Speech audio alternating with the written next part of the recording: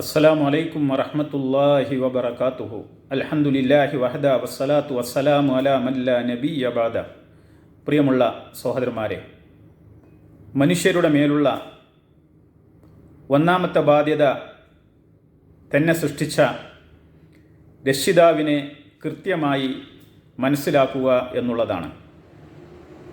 ഒരു മനുഷ്യൻ ഏറ്റവും പ്രധാനമായി അറിഞ്ഞിരിക്കേണ്ട വിജ്ഞാനീയങ്ങളിൽ പ്രഥമമായത് തന്നെ സൃഷ്ടിച്ച അള്ളാഹുവിനെക്കുറിച്ച് അറിയുക എന്നുള്ളതാണ് എന്നതിൽ യാതൊരു സംശയവുമില്ല. അള്ളാഹുവിൻ്റെ നാമഗുണവിശേഷണങ്ങൾ അഥവാ അസ്മാ വ സിഫാത്തുകൾ പഠിക്കുന്നതിലൂടെയാണ് നമുക്ക് നമ്മെ സൃഷ്ടിച്ച അള്ളാഹുവിനെ അടുത്തറിയാനാവുക. അള്ളാഹുവിന് നല്ല ഭംഗിയുള്ള നാമങ്ങൾ ഉണ്ട് എന്ന് ഖുർആൻ നമ്മെ പഠിപ്പിക്കുന്നു. വലില്ലാഹിൽ അസ്മാഉൽ ഹുസ്ന ഫദ്ഉഹു ബിഹ. അള്ളാഹുവിന് ഏറ്റവും നല്ല പേരുകളുണ്ട്, അതിനാൽ ആ പേരുകളിൽ നിങ്ങൾ അവനെ വിളിച്ചുകൊള്ളുക. അള്ളാഹുവിൻ്റെ നാമങ്ങൾ പഠിക്കുക എന്നുള്ളത് ഏറെ മഹത്തരമായ കർമ്മവും അതുപോലെ തന്നെ അള്ളാഹുവിന് ഏറ്റവും ഇഷ്ടമുള്ള പ്രവർത്തനവുമാണ്. അതിൻ്റെ പ്രാധാന്യം ബോധ്യപ്പെടുത്തുന്ന ധാരാളം തെളിവുകൾ വിശുദ്ധ ഖുർആനിലും ഹദീസുകളിലും നമുക്ക് കാണാൻ സാധിക്കുന്നതാണ്. ഉദാഹരണമായി അള്ളാഹു പറയുന്നു, ഖുലിദുല്ലാഹ അബിദുർ റഹ്മാൻ അയ്യമ്മാ തദ്ഉ ഫലഹുൽ അസ്മാഉൽ ഹുസ്ന. നബിയെ പറയുക, നിങ്ങൾ അള്ളാഹു എന്ന് വിളിച്ചുകൊള്ളുക, അല്ലെങ്കിൽ റഹ്മാൻ എന്ന് വിളിച്ചുകൊള്ളുക. ഏതു തന്നെ നിങ്ങൾ വിളിക്കുകയാണ് എങ്കിലും അള്ളാഹുവിനുള്ളതാകുന്നു ഏറ്റവും ഉത്കൃഷ്ടമായ നാമങ്ങൾ. ഹുവല്ലാഹുൽ ഖാലിഖുൽ ബാരിഉൽ മുസവ്വിർ ലഹുൽ അസ്മാഉൽ ഹുസ്ന. സൃഷ്ടാവും നിയന്താവും രൂപം നൽകുന്നവനുമായ അള്ളാഹു അത്രേ അവൻ. അവന് ഏറ്റവും ഉത്തമമായ നാമങ്ങളുണ്ട്.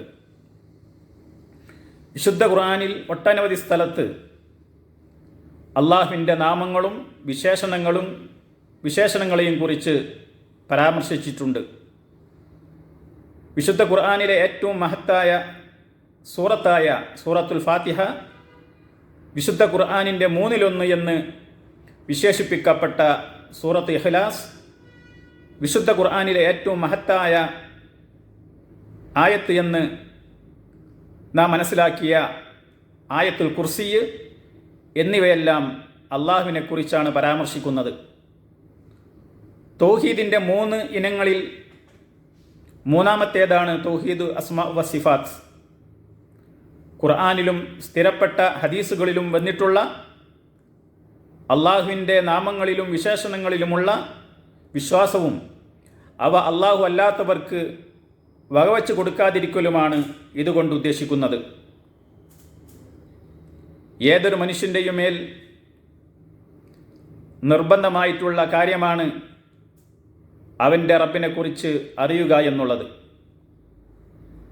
ഷെയ്ഖ് മുഹമ്മദ് ബിൻ അബ്ദുൽ വഹാബ് റഹിമഹുല്ല പറയുകയുണ്ടായി, ഒരു മനുഷ്യൻ നിർബന്ധമായും പഠിച്ചിരിക്കേണ്ട 3 അടിത്തറകൾ ഏതൊക്കെയാണ് എന്ന് നിന്നോട് ചോദിക്കപ്പെട്ടാൽ നീ പറയണം, ഒരടിമ തൻ്റെ റബ്ബിനെയും അവൻ്റെ മതത്തെയും അവൻ്റെ പ്രവാചകനെയും പറ്റി പഠിക്കലാകുന്നു അത്. അതുപോലെ തന്നെ മഹാനായ ഇമാം ഇബ്നു ഖയ്യിം റഹ്മഹുല്ല പറഞ്ഞു, ലൗ അറഫൽ അബ്ദു കുല്ല ഷൈഇൻ വലം യഅരിഫ് റബ്ബഹു ഫകഅന്നഹു ലം യഅരിഫ് ഷൈആ. ഒരുവൻ എല്ലാം അറിഞ്ഞു, എന്നാൽ തൻ്റെ റബ്ബിനെ മാത്രം അറിഞ്ഞില്ല എന്ന് വിചാരിക്കുക. വാസ്തവത്തിൽ അവൻ ഒന്നും അറിയാത്തവനെ പോലെയാണ്.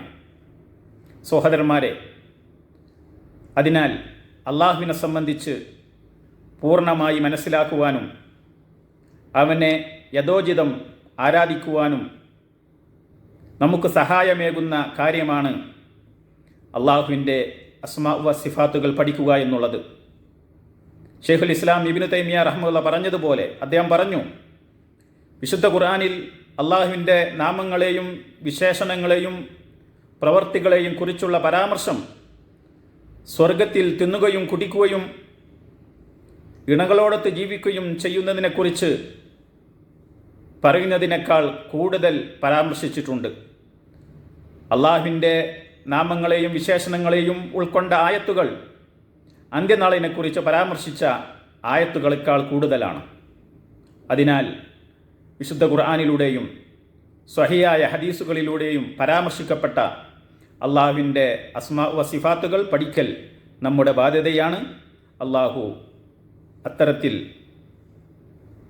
പഠിച്ച് മനസ്സിലാക്കി ഇബാദത്തുകൾ ചെയ്യാൻ, അള്ളാഹുവിനെക്കുറിച്ച് കൂടുതൽ അറിയാൻ അള്ളാഹു നമുക്കെല്ലാവർക്കും തൗഫീക്ക് പ്രദാനം ചെയ്യുമാറാവട്ടെ. വസല്ലല്ലാഹു അലാ മുഹമ്മദിൻ വഅലാ ആലിഹി വസഹ്ബിഹി അജ്മഈൻ. അസ്സലാമു അലൈക്കും വറഹ്മത്തുള്ളാഹി.